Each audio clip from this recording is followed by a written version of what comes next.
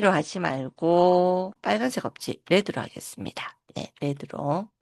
그래서 요 결정 경계 트리를 일반적으로는 아래쪽에다 이렇게 그립니다. 이렇게. 네, 이렇게. 그래서 해보면 요런 근데 그림이 너무 제가 지금 뭐 했냐고 하면은 얘가 트레이닝 데이터를 한 거를 아래쪽에 좀 겹쳐서서 그래요. 다시 할게요, 여러분. 자, 다시 요 트레이닝 데이터를 런 시키고, 그죠? 그 다음이 요렇게, 음, 값이 호출되어서 결정 경계 트리를 그리면 요렇게 나온다는 겁니다. 되셨나요? 좀 전에 아래쪽 데이터하고 이게 엉켜서 지금 이상한 결과가 나왔습니다. 음. 왜 이래야지 우리가 맞잖아요. 얘가 세토사고 얘가 난세토사다. 음, 됐습니까? 그럼 예측해보자. 예측, 예측. 음, 예측해보자. 누구? 4.5와 3.5는 4.5와 4.5와 3.5는 대략 요쯤이죠. 세토사네 0이겠네요. 0, 0. 그 다음 6.5랑 6.5가 여기 있죠. 6.5랑 2.5 부분이면 바로 여기죠. 그러면 난세토사 1 나오겠네요. 확인해 주세요. 0, 1 밖에 나오는지. 응.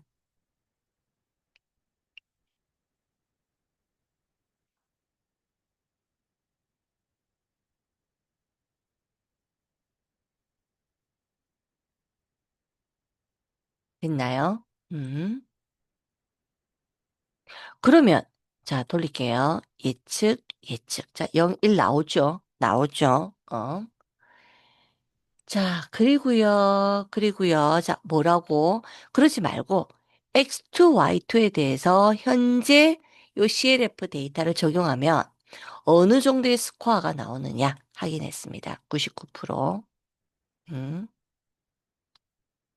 그 다음, 테스트 데이터 가지고 스코어를 확인했습니다. 오, 100%죠? 그럼, 나 트레이닝 데이터 갖고 한번 해봐야겠다. 자, 트레이닝 데이터 갖고 하겠습니다. 네. 음. 요렇게 하면, 99%. 그죠? 그럼 결국 요 데이터는 요 데이터를 이용한 모델은 잘 만들어졌다라고 보면 됩니다. 되셨죠? 음, 네. 그래서 이렇게 탁 돌리니까 요렇게 이거 차트 너무 크다 그죠?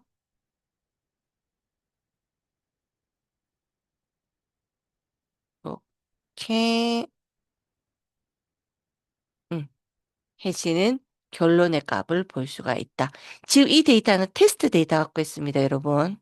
지금 보면은 요 위에 데이터는 결정 경계 트레이닝 데이터 갖고 있고요. 그죠? 그러면 제가 이 전체를 X2, Y2로 한번 해볼게요. X2, Y2. 즉, 요게 아니고 X2, Y2. 왜? 우리 전체 데이터 요거잖아요. X2, Y2. 를 가지고 확인해 보면 왜 에러가 날까요?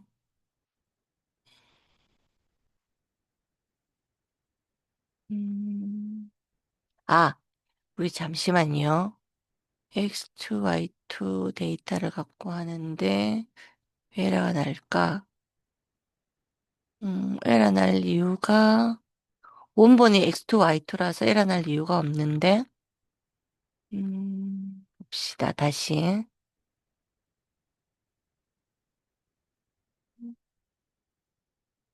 아, 여기 Y 테스트가 아니고 뭐가 돼야 되나요? 뭐가 돼야 될까요?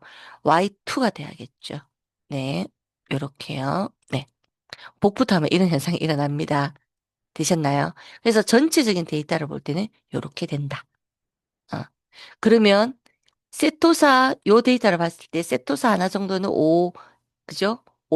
이게 손실이 발생해서 오동작을 하겠지만 나머지는 거의, 맞아지는 99%의 수화 결과를 내더라라고 이야기할 수 있다는 겁니다. 되셨죠? 넘어갈게요. 음, 이해됐나요? 이해됐나요? 그럼 좀 전에 제가 뭐랬냐면 K폴더 얘기했거든요. 그래서 얘를 제가 K폴더를 시키겠습니다. 이렇게요, K폴더. 자, 좀 이따 PT 들어가서 설명할 겁니다. K폴더.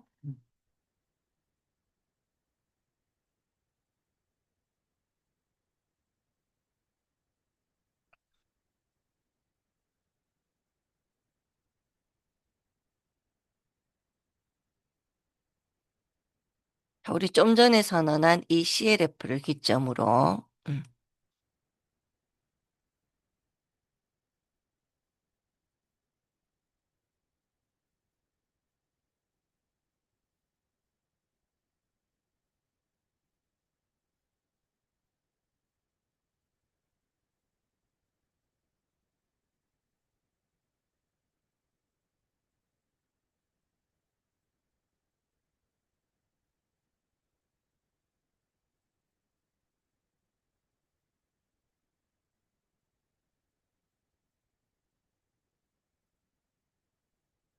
자, 그럼 K폴더가 아까 제가 뭐랬냐면 데이터를 이렇게 접어서 접혀져 있는 한 파트는 테스트, 나머지 트레인 4개.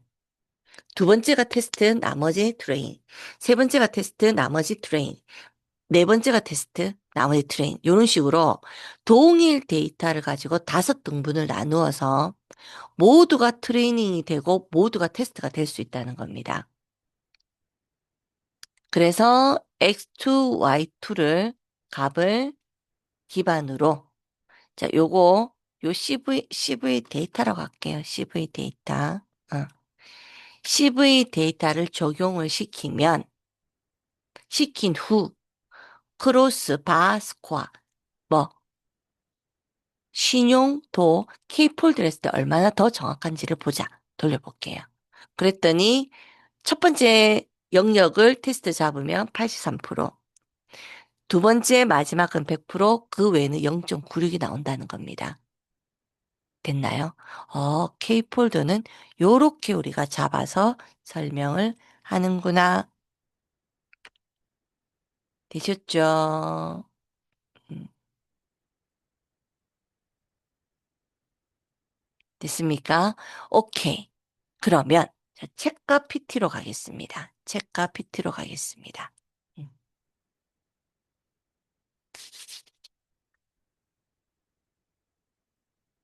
책과 PT로 와주십시오.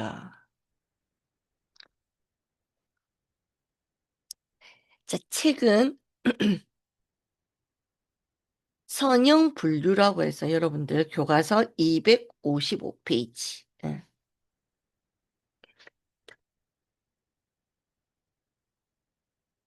선형 분류는 크게 뭐와 뭐로 나뉜다? 이진 분류와 다중 분류로 나뉜다. 그중 이진 분류에서는 이렇게 AX 플러스 BY 플러스 C 요거만 기억하면 됩니다. 왜? 요거는 우리가 좌변, 우변 왔다 갔다 하면 되기 때문에요. 되겠나요? 좌변, 우변 왔다 갔다 하면 되기 때문에. 자, 그래서 요 상태에서 A, 자, 요 값을 기반으로 우리가 뭘 보느냐? SGD 클래스파이어라는 알고리즘을 적용해서 트레이닝 데이터를 훈련시키면 이렇게 기울기 2개 Y절편 나오는데 기울기 2개를 우리는 A, B, Y절편을 C라고 합니다. 이때 마이너스 B분의 A, 마이너스 B분의 A, 마이너스 B분의 C 됐나요? 요렇게 하고 난 후, 그죠? 확인을, 이게 요렇게 하고 나면 결국 이 선을 우리는 뭐라고 한다? 결정 경계라고 하고, 음.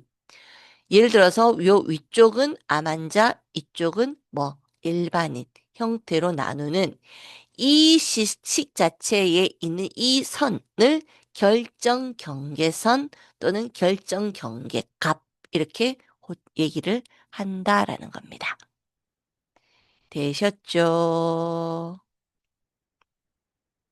이해하시겠죠?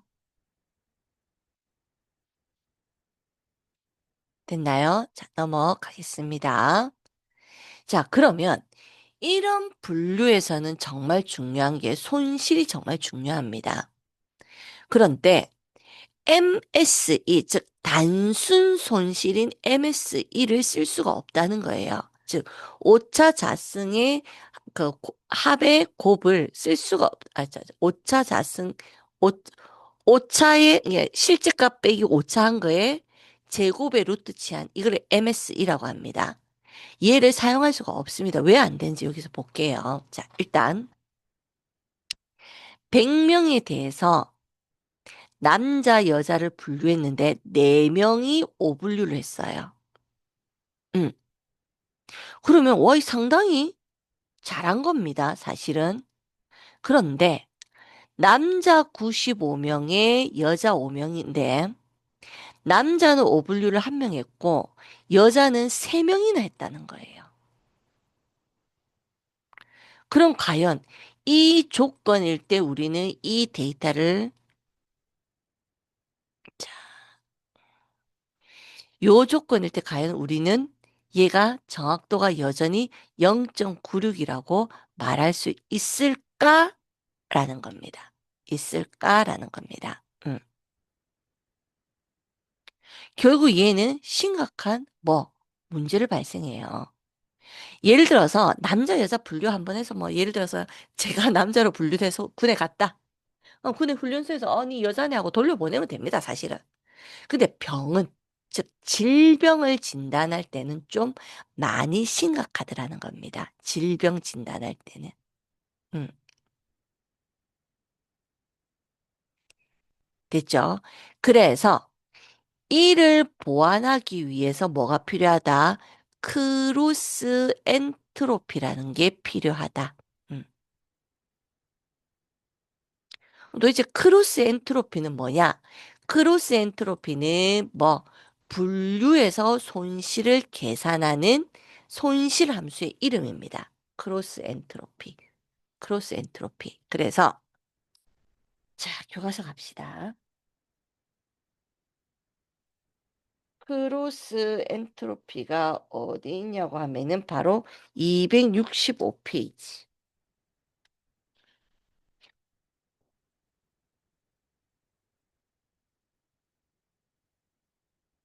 그럼 도대체 크로스 엔트로피는 뭐냐? 얘네들 숫자를 파악해 주자. 즉, 자, 뭐라고? 로그 값으로 어떤 사건이 일어날 실제 확률분의 1을 한 값에 현재 확률을 곱해서 합을 구하면 그 값이 크로스 엔트로피에 의한 손실값이 된다는 겁니다. 네, 그 값이 크로스 엔트로피에 대한 손실값이 된다는 겁니다. 그래서 자, 예를 들어서 남자, 여자는 똑같이 50명이다. 그런데 남자는 1명 잘못 분류했고 여자는 3명이면 50분의 49, 50분의 47. 근데 남녀 비율이 0.5죠. 그래서 0.5를 곱하는데 손실이잖아. 그래서 마이너스를 해준다. 됐죠? 마이너스를 해준다.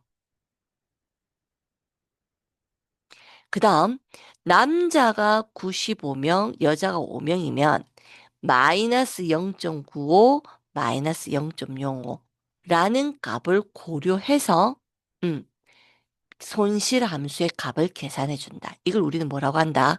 크로스 엔트로피라고 합니다.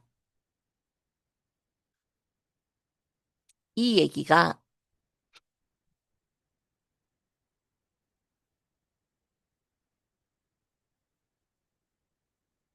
265, 264, 265에 나옵니다. 그래서 우리가 한 번 더 얘기하지만 앞에서 배웠던 MSE라는 오차 자승 합의 제곱, 그죠? 얘네는 사용할 수 없다, 분류에서는. 선형 회귀에서는 좋았어요. 자, 다시 가봅시다.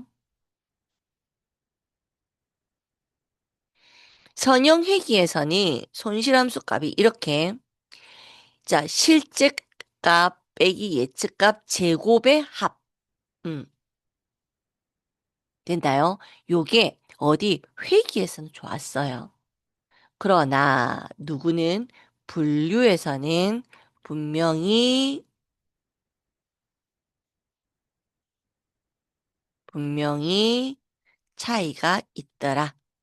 그래서 우리는 뭐라고 PI 즉 일어날 확률 곱하기 로그분의 예측 확률 분의 1. 즉, 요 수식이 너무 중요하더라라는 겁니다. 요 수식이.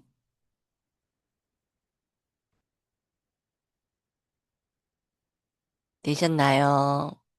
통과합니다. 자, 그럼 도대체 로그의 PI분의 1, 예측 확률 분의 1, 저건 뭔데요? 흔히 얘기해서 데이터가 가지고 있는 정보에 대한 가치를 얘기합니다. 다시 얘기하면은 해당 사건이 발생할 확률이라고 이야기할 수가 있다는 거예요. 이때 확률이 1이다 이러면 사실은 정보가 주는 가치는 없는 거고 사건 발생 확률 값이 낮을수록 정보가 주는 예, 가치가 높은 겁니다. 결국 이 정보량은 일어날 확률의 역수분의 1에 로그 취한 거다라고 보면 되겠습니다.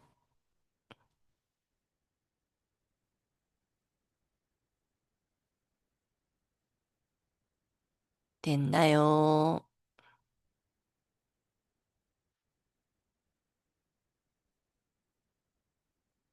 통과를 하겠습니다.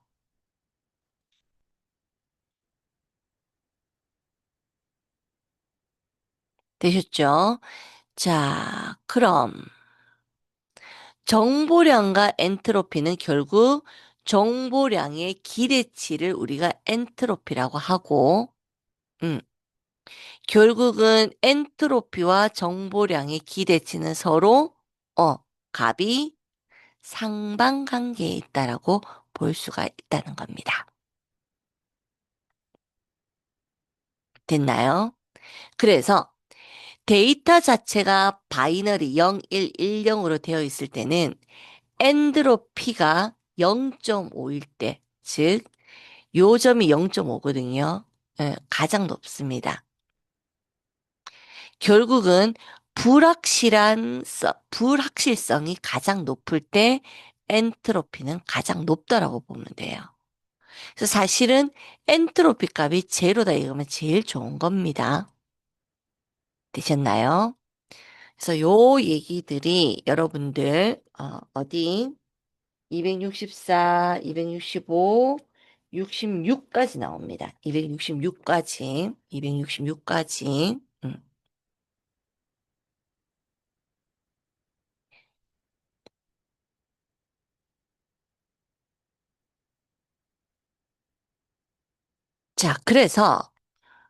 자, 그래서 요런 내용들을 기반으로 우리는 선형 분류를 하는 경사하강법을 해보자는 겁니다. 자, 우리 사실 컴퓨터는 경사상승법 없어요. 그런데 여러분들 제가 요 경사상승법이란 건 그 파이썬 데이터 분석에는 없습니다. 그런데 여기서 설명하려고 했거든요. 자, 산이 이렇게 있다라고 합시다.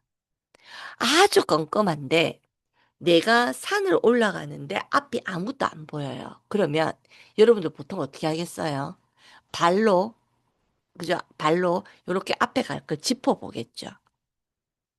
그래서 우리 네 발이라고 생각합시다. 자, 손으로 짚는데 내보다 위쪽을 짚지 내보다 아래쪽을 짚진 않습니다. 올라갈 때는. 그죠? 그래서 나의 위치에서 경사가 하나라도 높은 곳으로 짚어서 이동하면 그걸 우리는 경사상승법이라고 해요. 음. 근데 내려올 때는, 자, 뒷발로 내려올 때, 그죠? 우리 내려올 때는, 뭐, 뒷발로 내려오든 앞발로 내려오든, 현재 경사보다 낮은 곳을 찾아서 이동해야 됩니다. 음. 그거를 우리는 뭐라고 얘기한다? 경사하강법이라고 이야기를 합니다. 네, 경사하강법이라고 이야기를 합니다. 됐나요? 경사상승법, 경사하강법.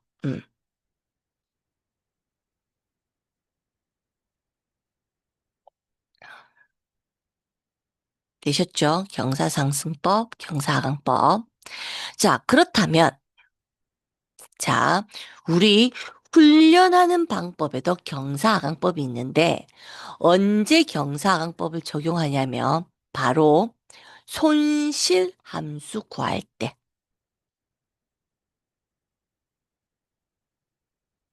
즉, 손실 함수가 제로일 때가 제일 좋습니다. 그런데 손실 함수가 제로라는 것은 기울기가 뭐라는 거죠? 0이라는 거예요. 자, 기울기라고 기울기가 아니고 미분계수가 0이라는 겁니다. 결국은 미분계수가 0이라는 것은 기울기 값 자체가 사실 우리가 낮게 이렇게 거의 일직선이를 보는 걸 우리는 미분계수가 0이 나온다고 얘기하고 기울기 값도 거의 요 수평값을 유지합니다.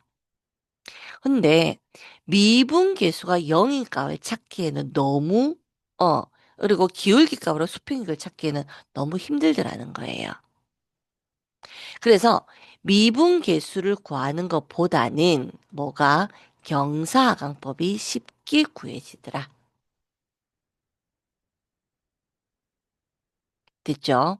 됐죠? 그래서 다시 올라가서 결국은 뭐가 함수값이 낮아지는 방향으로 독립변수값을 계속 변형시켜 내려가다 보면 손실이 제로인 값을 찾을 수 있을 거다. 결국 손실이 제로이다는 말은 미분계수가 0인 값을 찾는다는 건데 이게 결코 쉽지는 않더라. 그래서 뭐가 나왔다? 경사하강법이 나왔다. 그럼 경사하강법을 모든 데이터를 기준으로 돌린다면, 학습한다면, 당연히 예측의 정확성은 높이지만 시간이 매우 오래 걸린다고 얘기할 수 있겠습니다. 되셨죠? 그래서 경사하강법의 원리는 함수 기울기를 이용해서 하는데 x 값이 아래쪽으로 어디로 이동할 때 치솟는 값, 치솟값을 각 이제 찾아내는 게 바로 경사하강법이고 그 치솟값을 기준으로 우리가 값을 찾아냅니다. 이때 기울기가 양수라는 거 이거죠. x가 커지면 y도 함수값도 커지죠. 근데 기울기가 음수라는 거 이렇게 생긴 거죠. 거꾸로 되죠. 그래서 기울기 부호의 반대 방향으로 이동을 시키고 양수일 때는 x가 작아지는 값으로 음수일 때는 x가 크지는 값으로 방향을 옮깁니다. 그렇게 옮기다 보면은 얘가 최소값을 찾을 수 있다는 거예요. 야, 이 글자 봐서 모르겠다. 그래서 그림으로 보여드릴게요. 자, 보입니까? 이 그림. 자, 얘를 제가 잠시 자, 슬라이드 쇼가 왜 그쪽으로 나오지?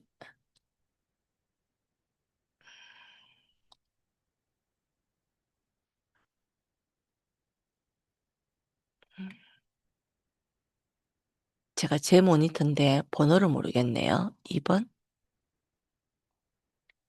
네. 아이고, 이걸로 가면 안 되는데. 다시.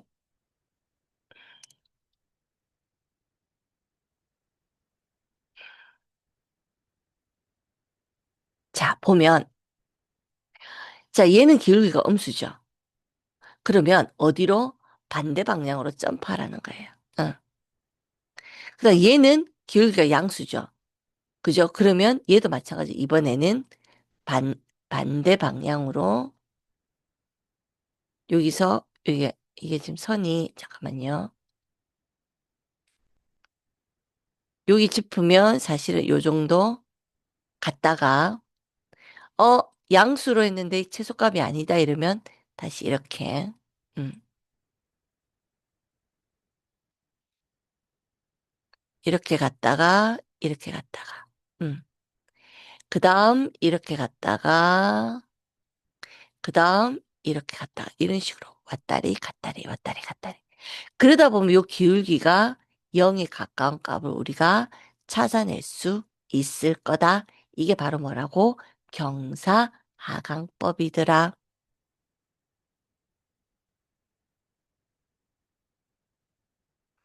되셨죠? 그래서 치솟값에 가까워질수록 기울기의 크기는 작아지더라. 자, 그래서 현재 그 방금 설명을 다시 보여드리면 최적의 추정값은 요겁니다. 요 자리. 그죠? 그래서 요렇게 음수일 때는 기울기가 음수일 때는 요렇게 양수 방향으로 이게 값이 큰 값으로 가는 거고 기울기가 양수일 때는 이렇게 작은 방향 데이터로 가서 이렇게 기울기가 제로인 미분계수가 0인 값을 찾아야 되는데 완벽한 0인 값을 찾기는 어렵습니다. 됐나요? 이 말을 제가 풀어서 쓴 게 바로 요겁니다. 한번 봐주십시오.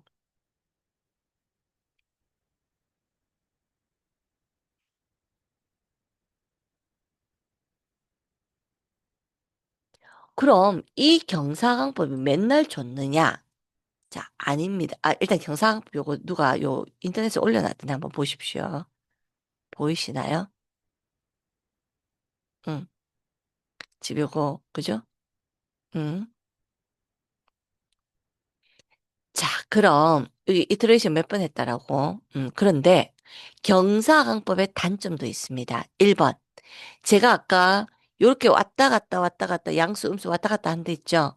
이때 값이 너무 적으면 우리가 수행 시간이라는 게 있는데 너무 수행 시간이 자, 모레가 아니고 오래 걸립니다.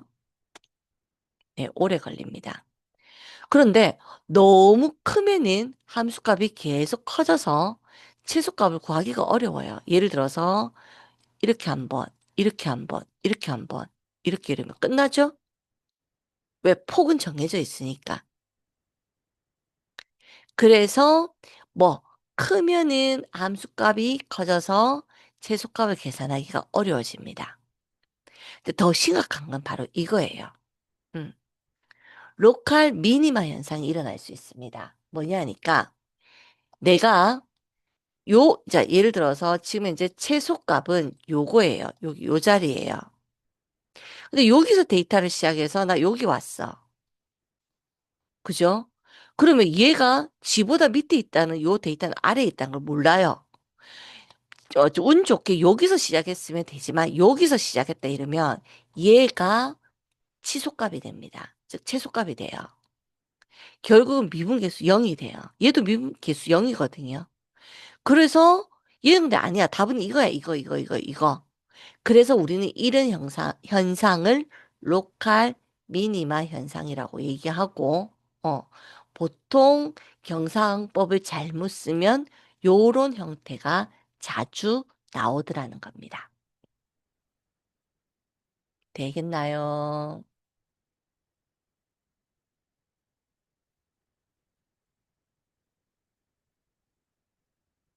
그래서, 자, 여러분들, 경사강법 정의가 있습니다. 어디에 있냐고 하면은,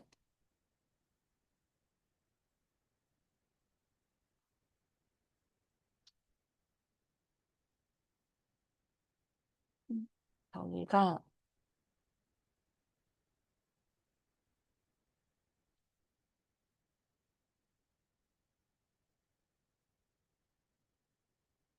교재 체크하고 갈게요. 체크하고,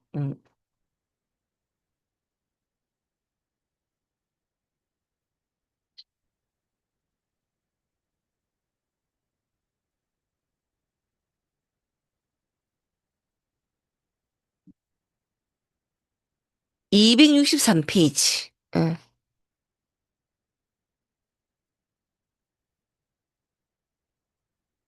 위에서 두 번째 동그라미. 응. 최저가 알고리즘을 선택해야 되는데 그게 바로 누구다? 경사하강법이더라. 그래서 SGD 클래스파이어라고 하고 핏 X 트레이닝, Y 트레이닝.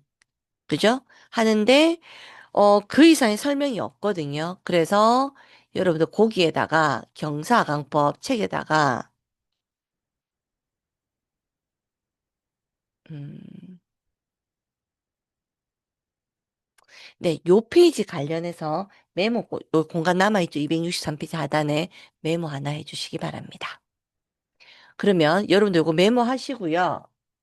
어, 20분에 시작합시다. 네, 됐나요? 네, 11시 20분에 시작하겠습니다.